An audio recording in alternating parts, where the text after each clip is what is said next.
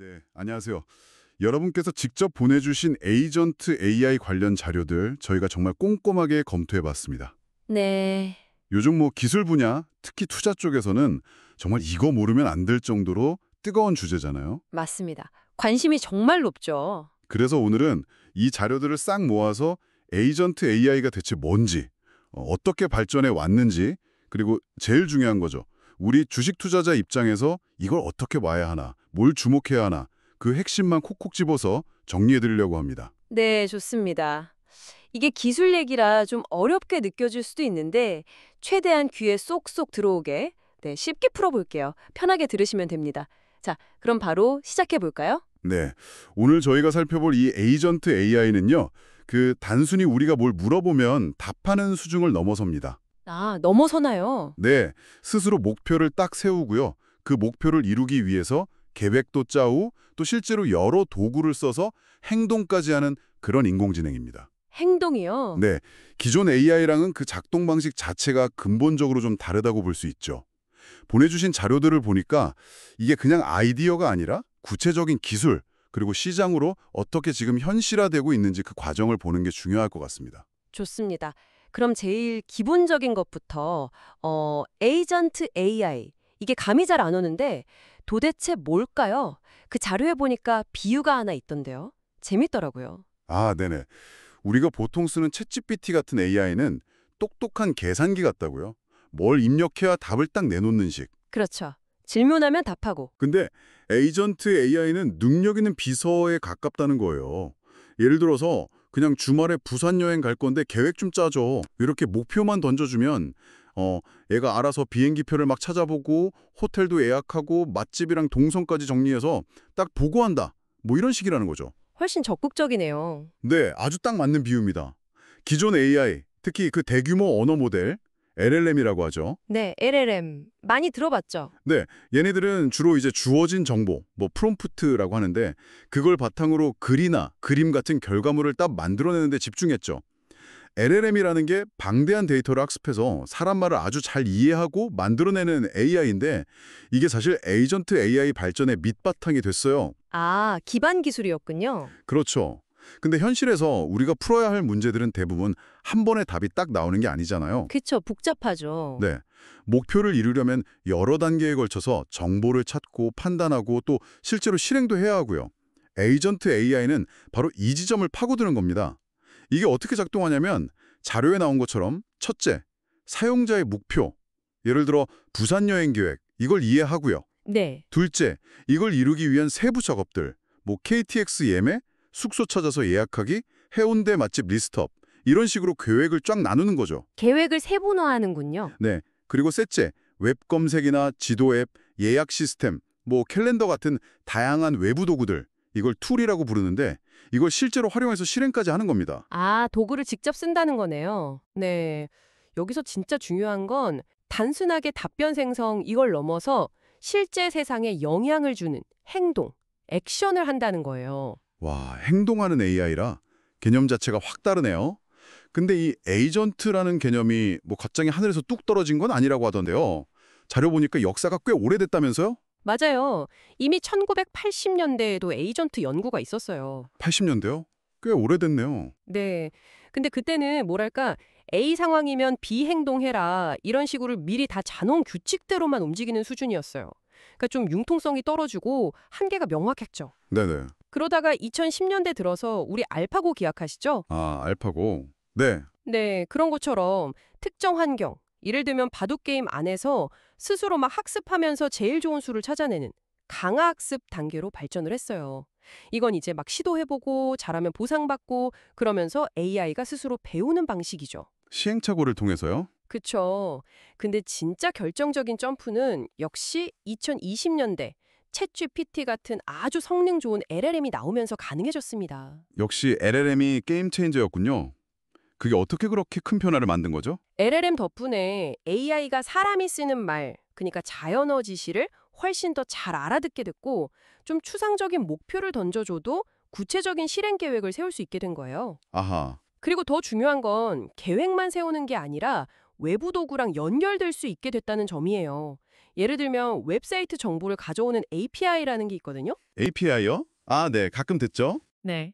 이게 뭐냐면 프로그램끼리 서로 대화하는 통로 같은 건데 이걸 활용하거나 데이터베이스에 접근하거나 다른 프로그램을 제어하는 등 실제 행동으로 옮길 능력을 갖추게 된 거죠.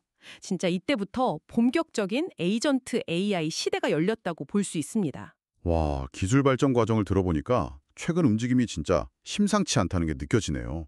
그럼 지금 이 분야를 이끌고 있는 대표적인 기술이나 기업들 어떤 게 있을까요? 자료에 여러 이름이 나오던데 핵심적인 것들만 좀 짚어주시죠. 네, 몇 가지 중요한 흐름을 보여주는 사례들이 있습니다.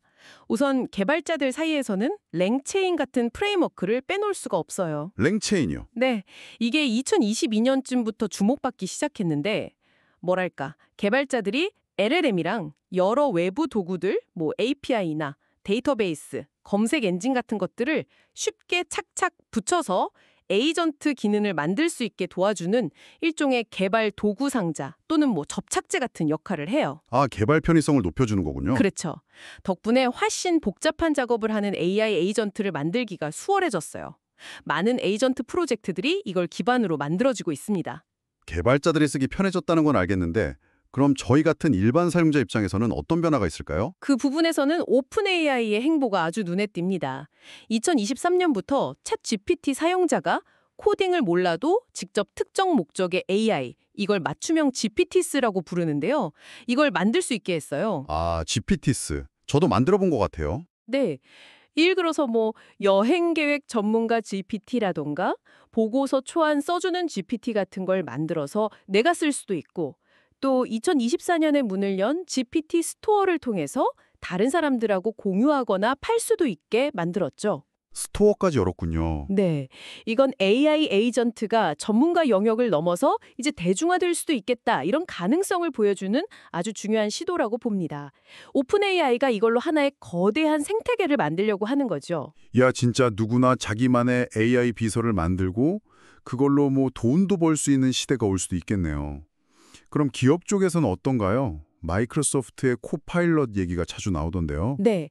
상업적으로 봤을 때 가장 성공적인 에이전트 AI 사례 중 하나가 바로 마이크로소프트의 코파일럿입니다. 코파일럿? 네. 2023년부터 워드나 엑셀, 파워포인트, 아웃룩 같은 그 핵심 오피스 제품에 AI를 아주 깊숙이 집어넣었어요.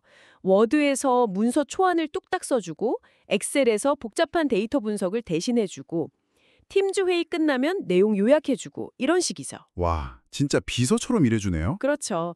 단순히 질문에 답하는 수준이 아니라 사용자의 실제 업무 수행을 도와주는 부조종사 역할을 하는 겁니다. 이건 AI가 이제 정보 검색 도구를 넘어서 진짜 생산성을 높이는 도구로 진화하고 있다는 걸 명확하게 보여주는 사례예요.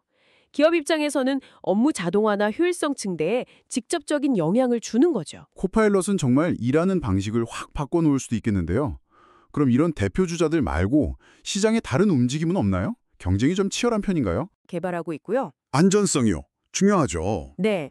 또 어댑트 AI 같은 곳은 좀 독특한데 사람이 컴퓨터 쓰는 방식 자체를 AI가 보고 배워서 그대로 대신하게 하려는 시도를 하고 있어요. 사람이 하는 걸 따라 한다고요? 네. 그리고 인플렉션 AI는 좀 더 개인적인 대화나 관계 맺기에 초점을 맞춘 AI 비서를 만들고 있고요. 이렇게 정말 다양한 접근 방식이 막 공존하고 있다는 것 자체가 이 시장에 얼마나 지금 역동적인지를 보여주는 거죠. 아마 특정 방식 하나가 시장을 다 먹기보다는 용도에 따라서 다양한 형태의 에이전트 AI가 발전할 가능성이 커 보입니다. 이야, 정말 다양한 플레이어들이 그냥 막 싸우고 있군요. 자, 그럼 이제 정말 중요한 부분으로 넘어가 보죠. 우리 투자자 관점에서 이 에이전트 AI 열풍, 이거 어떻게 봐야 할까요? 기업 가치나 뭐 주식 시장에는 어떤 영향을 줄 걸로 보시나요? 네, 이 부분을 아마 가장 궁금해 하실 텐데요. 자료들을 쭉 종합해 보면 기업들은 확실히 단순 대화만 하는 AI보다 이 에이전트 AI의 잠재 가치를 훨씬 높게 보는 경향이 아주 뚜렷합니다. 훨씬 높게요? 네, 왜냐하면 실제 업무 프로세스, 예를 들어 뭐 고객 응대라든지 재무 보고서 작성, 공급망 관리, 시장 분석 같은 아주 핵심적인 일들을 자동화하고 효율화할 수 있기 때문이죠. 이건 바로 비용 절감하고 생산성 향상으로 이어질 수 있거든요. 아, 비용 절감, 생산성 향상. 이거는 뭐 기업 실적이나 주가에 바로 영향을 줄 수 있는 거니까 투자자 입장에서는 당연히 눈이 갈 수밖에 없겠네요. 그렇습니다. 그래서 이 분야 경쟁이 그렇게 치열한 거예요. 마이크로소프트 오픈 AI 연합군, 또 구글과 아마존이 투자한 엔스로픽, 그리고 뭐 코에어 같은 유망한 스타트업들까지 빅테크 기업들이랑 AI 전문 기업들이 모두 에이전트 기술 개발하고 이걸로 돈 벌려고 막대한 자원을 지금 쏟아붓고 있는 거죠. 네네. 이건 관련 기술, 특히 이제 기업용 소프트웨어, SaaS라고 하죠. 그리고 워크플로우 자동화, 데이터 분석 솔루션 이런 시장이 앞으로 폭발적으로 성장할 수 있다. 이런 강력한 신호로 볼 수 있습니다. 투자 관점에서는 당연히 이 성장 스토리에 주목할 필요가 있는 거죠. 성장 스토리는 정말 매력적인데 근데 항상 동전의 양면이 있잖아요. 혹시 투자자들이 좀 조심해야 할 위험 요인이나 뭐 거품 가능성 같은 건 없을까요? 자료들에서도 그런 지적이 좀 있나요? 당연히 있습니다. 높은 기대감만큼이나 중요한 게 바로 그 리스크 요인을 냉정하게 보는 거거든요. 자료들 역시 몇 가지 핵심적인 위험 요소를 분명히 지적하고 있습니다. 투자 결정하시기 전에 이건 반드시 짚어봐야 할 부분이에요. 어떤 것들이죠? 첫째는 신뢰성하고 예측 불가능성 문제입니다. 에이전트 AI가 아직 완벽하지가 않아요. 그래서 때로는 의도랑 다르게 행동하거나 사실이 아닌 정보를 막 만들어내는 할루시네이션 문제를 일으킬 수 있습니다. 할루시네이션. 네, 들어봤어요. 네, 중요한 업무를 맡겼는데 오류가 나면 그 피해가 굉장히 클 수 있겠죠. 둘째는 보안하고 프라이버시 침해 위험입니다. 아, 보안 문제. 네, 에이전트 AI가 제대로 일하려면 이메일이나 개인 일정, 회사 내부 데이터 같은 아주 민감한 정보에 접근해야 할 때가 많거든요. 이게 잘못하면 해킹이나 데이터 유출 같은 심각한 보안 사고로 이어질 수 있는 잠재적 위험이 있는 거죠. 그렇겠네요. 접근 권한이 많으니까. 맞습니다. 셋째는 규제 불확실성하고 책임 소재 문제예요. AI가 스스로 판단하고 행동하는 범위가 넓어질수록 나중에 문제가 생겼을 때 그 결과에 대한 책임을 누구한테 물어야 할지가 애매해질 수 있습니다. 예를 들어 AI 에이전트가 잘못 판단해서 회사에 금전적 손실을 입혔거나 법을 어겼을 때 이거 누구 책임이냐 하는 문제가 생기는 거죠. 이런 문제들 때문에 앞으로 예상치 못한 규제가 갑자기 생길 가능성도 있고요. 신뢰성, 보안, 규제. 아, 듣고 보니 이게 정말 간단한 문제가 아니네요. 잠재력은 큰데 해결해야 할 숙제도 정말 많다는 거군요. 정확합니다. 그래서 투자 관점에서 보면 에이전트 AI가 가져올 혁신이나 성장에 대한 기대도 물론 중요하지만 동시에 이런 기술적인 완성도 문제, 보안 취약점, 그리고 앞으로 생길지도 모르는 규제 리스크 같은 것들을 균형 있게 봐야 한다는 겁니다. 특정 기술이나 기업에 대해서 너무 과도하게 기대하기보다는 실제 이게 구현이 가능한지, 시장에서 받아들여질지, 그리고 위험 관리는 잘 하는지 이런 걸 면밀히 따져보는 신중한 접근이 필요하다는 걸 자료들은 보여주고 있습니다. 네, 오늘 저희가 여러분께서 보내주신 자료들을 가지고 에이전트 AI에 대해서 정말 깊이 있게 파봤습니다. 핵심을 다시 한번 정리해보면요. AI가 단순히 답변만 하던 수준을 넘어서 이제 스스로 계획하고 행동하는 단계로 진화하고 있다는 것. 네, 그리고 이게 기업의 생산성을 높이는 실질적인 가치를 주면서 마이크로소프트나 구글 같은 빅테크는 물론이고 여러 스타트업들까지 뛰어드는 아주 뜨거운 전쟁터가 되고 있다는 점입니다. 그렇죠. 투자자 관점에서는 이 거대한 변화의 흐름 속에서 기회를 잘 잡아야겠지만 동시에 기술적, 윤리적, 법적인 위험 요소들도 반드시 함께 고려해야 한다는 그런 균형 잡힌 시각이 중요해 보입니다. 네, 맞습니다.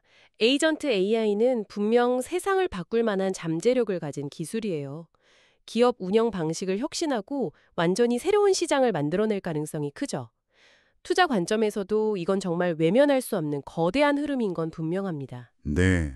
다만 기술이 무르익고 또 사회적으로 받아들여지는 과정에는 반드시 넘어야 할 과제들이 있습니다. 오늘 얘기 나눈 신뢰성, 보안, 규제 이런 문제들이 대표적이죠. 혁신에 대한 기대와 함께 이런 현실적인 제약들을 계속해서 점검하면서 좀 장기적인 관점에서 접근하는 그런 지혜가 필요할 것 같습니다. 네. 마지막으로요. 오늘 저희가 나눈 이야기를 바탕으로 한 가지 질문을 던져드리고 마무리를 할까 합니다. 에이전트 AI가 이제 기업의 핵심 업무나 민감한 데이터에 점점 더 깊숙이 관여하게 된다면 과연 지금 우리가 가진 사이버 보안 시스템만으로 충분할까요? 생각할 거리네요. 어쩌면 AI의 행동 자체를 감시하고 통제하는 예를 들어 AI 행동 감사 시스템이라든지 아니면 AI 전용 방화벽 같은 완전히 새로운 차원의 보안 솔루션 시장이 열릴 수도 있지 않을까요? 바로 그 지점에 또 다른 투자 기회가 숨어 있을지도 모르겠습니다. 이 질문 한번 곱씹어 보시면서 오늘 저희의 분석은 여기서 마무리하겠습니다.